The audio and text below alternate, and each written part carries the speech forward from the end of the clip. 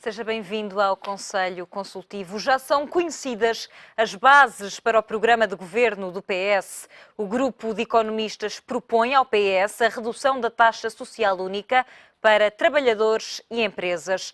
O relatório Uma Década para Portugal prevê também a eliminação da sobretaxa de IRS em 2 anos e a devolução gradual dos salários da função pública até 2017, metade do tempo proposto pelos partidos do governo no programa de estabilidade.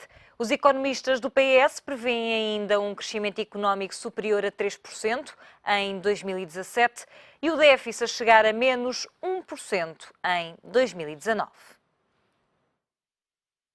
Um cenário económico alternativo. É assim que o PS apresenta o relatório de 100 páginas que não substitui o programa de governo, mas que dá pistas sobre o que pode vir a ser. Este relatório não substitui o programa de governo que temos em elaboração. Enquadra e serve de base à elaboração do programa de governo. Um relatório que pretende virar a página da austeridade. É por isso que neste relatório não está previsto nenhum novo corte das pensões de reforma. Assim como não está previsto que seja necessário esperar pelo final da próxima legislatura para eliminar totalmente a sobretaxa do IRS ou para a reposição integral dos vencimentos dos funcionários públicos. A devolução total da sobretaxa de IRS em 2017, por exemplo, vai custar cerca de 430 milhões de euros. O impacto no déficit vai ser compensado, tendo como contraponto o impacto positivo na atividade económica. Quanto ao problema central do país, o PS diz que não são os custos do trabalho. Ao contrário do que pensa o Governo, não são os custos do trabalho. O problema central do país é que nós temos que ter um novo modelo de desenvolvimento que aposte em algo que é fundamental. E esta é a terceira palavra que eu gostaria de sublinhar: inovação. Inovação e aposta no emprego estável. O combate à precariedade e pelo emprego estável encontra-se desde logo na forma como é limitado o recurso aos contratos a prazo e também às falsas situações de recibos verdes. Mas há mais. Com a introdução do complemento salarial anual, que permita responder a uma chaga da nossa sociedade de hoje, que é grande parte dos nossos trabalhadores ter um nível de rendimento inferior ao limiar de pobreza. Mas uma das grandes bandeiras vai ser a redução da taxa social única, TSU, de forma provisória para os trabalhadores em 2018 e também reduzir a contribuição dos empregadores para a segurança social. Com a redução progressiva e temporária da contribuição dos trabalhadores para a segurança social, numa medida financeiramente equilibrada, através do impacto atuarial justo, sempre a prazo, e que nunca afeta nem os atuais pensionistas, nem aqueles que estão a menos de 5 anos de atingirem a idade da reforma. Para o fim, António Costa deixou o tema sustentabilidade da segurança social. A criação de emprego é mesmo a melhor condição, a mais importante condição para a sustentabilidade da segurança social. Aquilo que aqui é proposto é alargar e diversificar as fontes de financiamento da segurança social. A segurança social deixará de ser financiada exclusivamente pelos salários ou em função dos salários pagos e passa a ser também financiada pela criação de um novo imposto sucessório sobre grandes heranças de valor superior a 1 milhão de euros. Pela consignação também à segurança social da nova taxa contra a precariedade. E, finalmente, pela não prossecução da redução da taxa do IRC, criando-se aqui um IRC social, com as receitas consignadas também à Segurança Social. É o essencial do cenário económico alternativo do PS, que vai servir de base ao programa de governo, que vai ser apresentado a 6 de junho. São nossos convidados neste Conselho Consultivo Mariana Abrantes de Sousa, Hélder de Oliveira e Hugo Miranda. Muito obrigada aos três pela vossa presença neste Conselho Consultivo. Mariana, começo por si. Quando olhamos para estas medidas, para um impacto que Mário Centeno começou por dizer que seria de 6 mil milhões de euros, um impacto positivo, e com o CDS a falar de custos do lado da despesa de 3 mil milhões de euros, vemos um copo meio cheio ou meio vazio? Bom dia, Marina. Provavelmente vamos ter as duas coisas. Haverá de imediato alguns impactos negativos, porque reduzir taxas provavelmente no imediato tem impacto negativo. Depois depende da capacidade da economia de recuperar, e há economistas que acreditam, e é um fenómeno que se verifica, que com menos carga fiscal a economia cresce mais e, portanto, com uma taxa menor, a receita até pode aumentar se a economia crescer. Resta saber quanto. E no curto prazo há espaço para acomodar estes impactos negativos? Eu acho que isso depende muito das premissas isto é um cenário macroeconómico, está baseado sobretudo em premissas, e há aqui uma premissa muito importante que eu acho que merece muito mais atenção. É a premissa de que a balança de transações correntes vai melhorar significativamente. E a balança de bens e serviços, que vai ser muito positiva, vai melhorar de 1,4% em 2014 para 5% do PIB, a balança de transações correntes, em 2019. Isso é uma melhoria fenomenal. E é o que está por trás de tudo isso, porque é a melhoria no déficit externo, na balança externa, que vai permitir ter também uma melhoria E parece que essa premissa é realista? Eu acho que é ambiciosa e, para não dizer, optimista. Por isso, mas certamente aponta no bom caminho. Agora, para conseguir isto merece muito mais atenção, porque não é automático. Não está garantido. E, nomeadamente, é suposto haver uma redução nas importações em termos do PIB, marginal, mas mesmo assim fazer uma contenção das importações não é fácil, e eu tenho muitas dúvidas que se consiga, como nós não podemos subir as tarifas alfandegárias, nem não podemos atuar diretamente sobre as importações. Eu acho que o risco das importações dispararem é muito grande, sobretudo com as taxas de juro baixas como temos agora, e com outra vez o financiamento a taxa zero, etc. E depois estamos a contar também com o aumento do rendimento das famílias. E também com o aumento do rendimento, mas eu não teria um problema com o aumento do rendimento se isso fosse canalizado para produtos, para a procura interna. O problema é que nós somos um país comprador, e, portanto, qualquer pequeno rendimento passa logo para as importações. E depois também estão com uma premissa de um aumento de mais 3 pontos percentuais nas exportações, que também vamos no bom caminho, mas aumentar as exportações praticamente 1 ponto percentual por ano é bastante ambicioso. Aí depende muito da competitividade do nosso setor da exportação de bens e serviços, e também depende da procura dos nossos parceiros comerciais, que estamos para ver se vamos ter a ajuda dos nossos clientes lá fora para crescer. Hélder de Oliveira, com esta apresentação os portugueses ficam agora mais esclarecidos. Até agora não se tinha ouvido nada de concreto do lado do PS, embora o António Costa tenha dito ontem que este estudo não é a Bíblia do PS, nem estes economistas são os discípulos do PS. A verdade é que o PS fica comprometido e vinculado a estas medidas, até porque a cerimónia foi na sede do PS com pompa e circunstância. Que parece-lhe uma diferença significativa, para bem ou para mal, esta diferença ideológica e económica entre PSD e PS, de PSD apostar no aumento dos rendimentos ou alívio fiscal, se quisermos, das empresas, e o PS mais do lado das famílias? Sim, há alguma diferença ideológica nos programas que neste momento são considerados os da maioria, que é o PEC, que foi apresentado em Bruxelas, e este programa não é um programa ainda. Portanto, este é apenas um cenário macroeconómico sobre o qual se vai construir o programa do PS.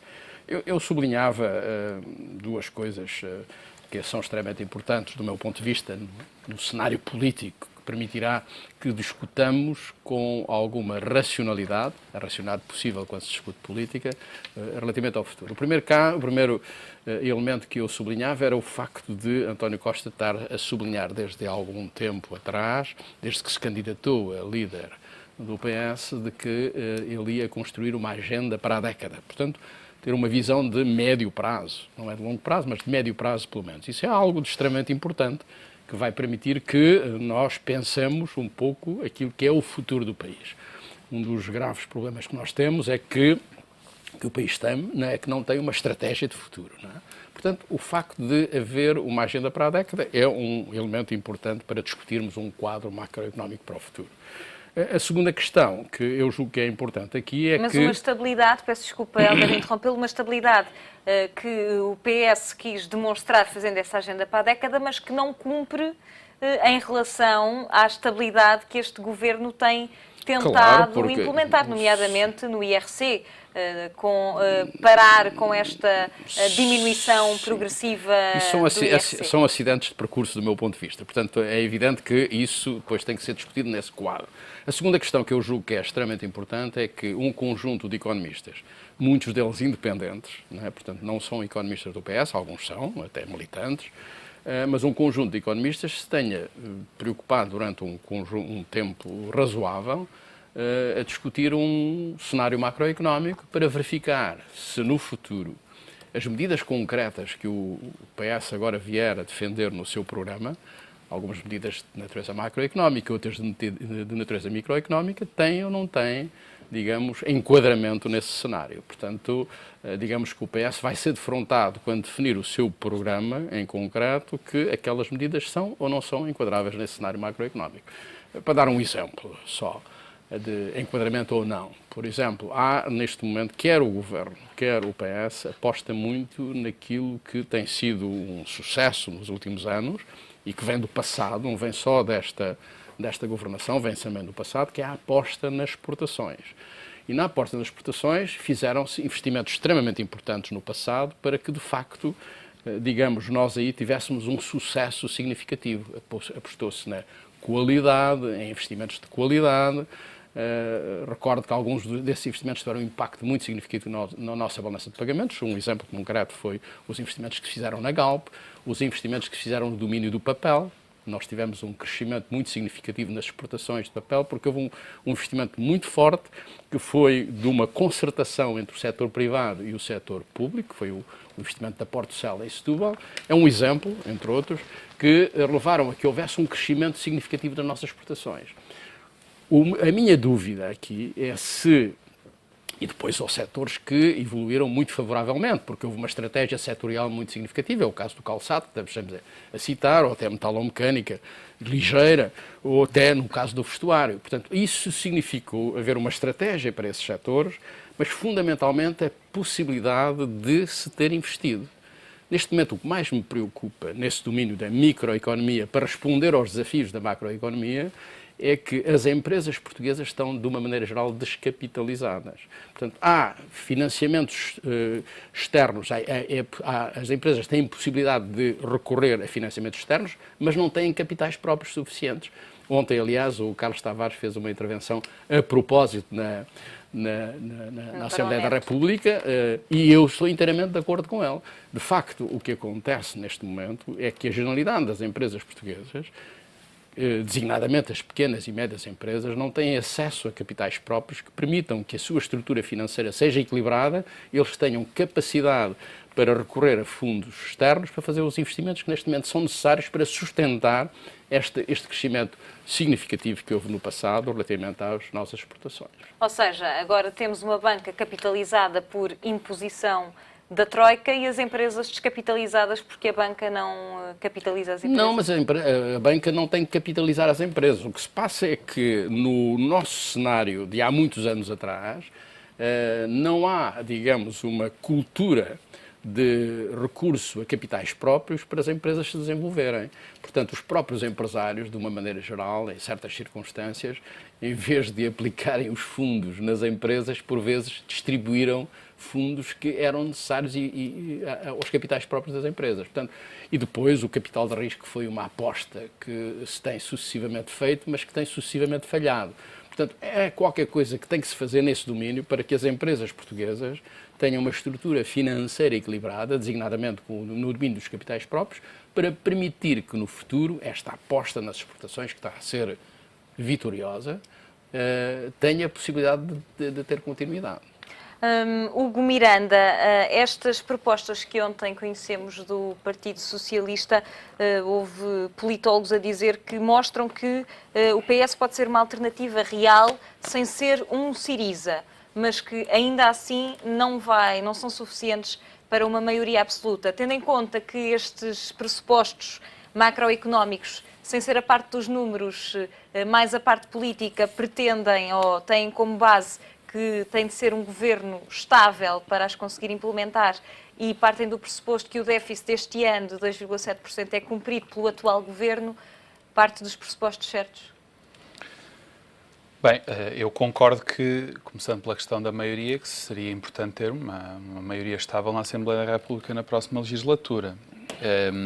Agora, não sei como lhe hei de chamar, este conjunto de medidas que são, eu diria, são mais ou menos do PS, porque ficou ali no discurso logo de António Costa a porta aberta para, quando da elaboração do programa eleitoral, depois de inteligentemente passar o teste, este primeiro teste à opinião pública, desta primeira reação, perceber aquilo que pode colher ou não junto à opinião pública e poder então formar o programa eleitoral do partido a preceito.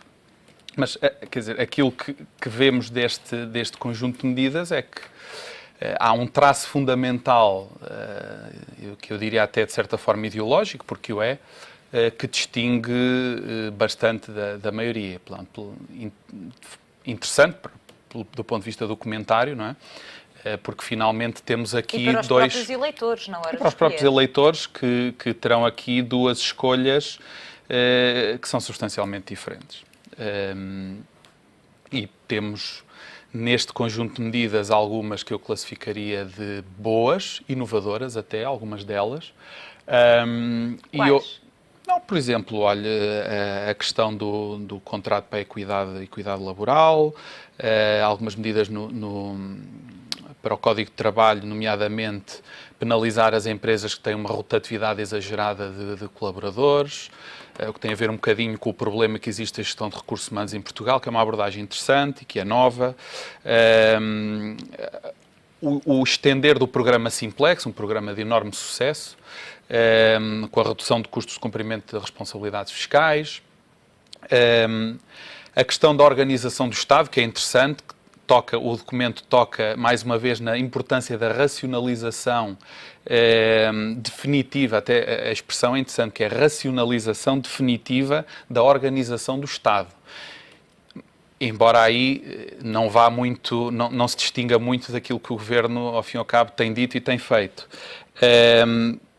Enfim, há um conjunto de medidas que eu acho que são interessantes. A grande questão coloca-se aqui, a meu ver, e essa é a grande dúvida, na parte em que, a meu ver, o documento troca um bocadinho, nas palavras que disse o PSD, eu concordo de certa maneira, troca um pouco o certo pelo incerto, porque o impacto de grande parte das medidas que aqui estão, em tudo o que é impacto negativo em termos orçamentais, é certo, decreta-se.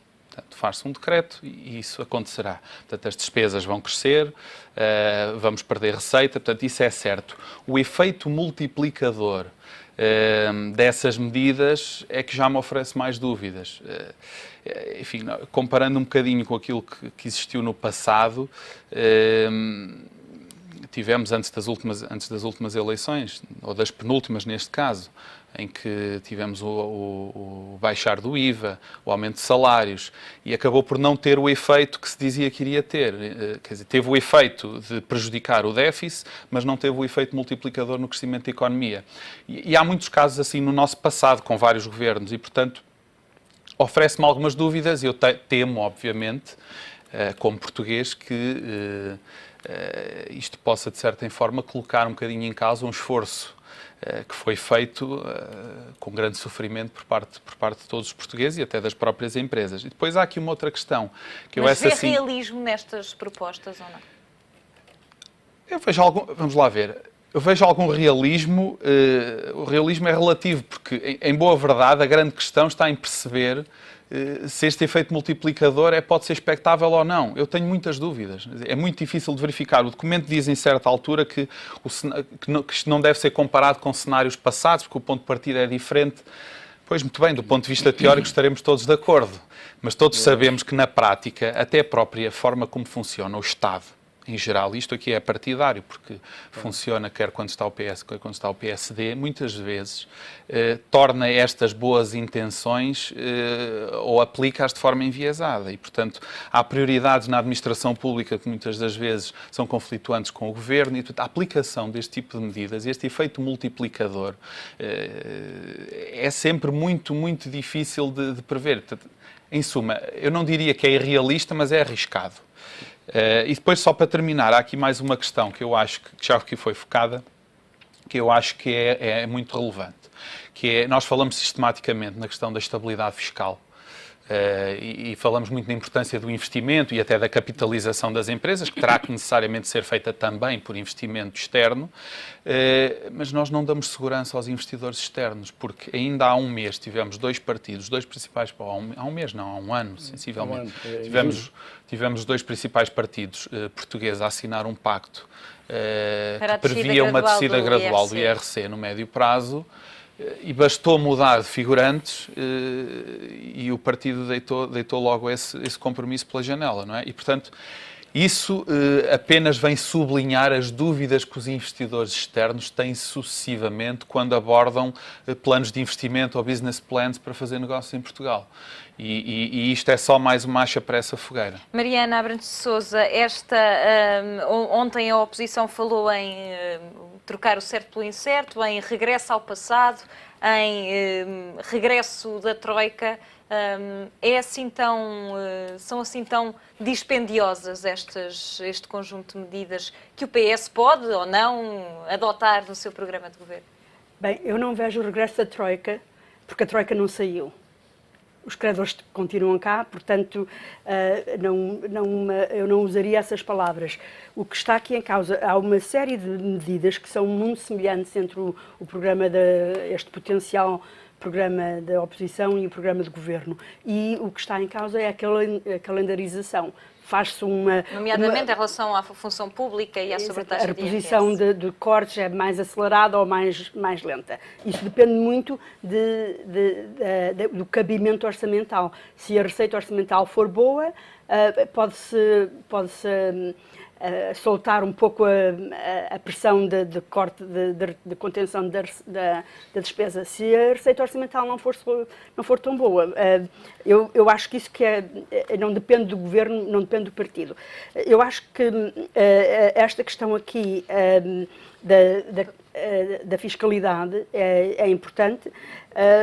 E aí, de facto, nós na fiscalidade devíamos ter um programa plurianual e multipartidário, mas eu acho que há aqui ainda não falámos, eu só queria chamar a atenção rapidamente ao apoio aos trabalhadores mais pobres. Isso é um programa que muitos outros países têm e que é essencial em Portugal. Eu acho que isso merece muita atenção. Meus senhores e minha senhora, muito obrigada aos três pela vossa presença neste... certo e incerto. É verdade. Hélder de Oliveira, começo por si para a próxima semana, prometo. Obrigada pela presença de todos neste Conselho Consultivo, que fica por aqui e que volta amanhã com outro tema da atualidade.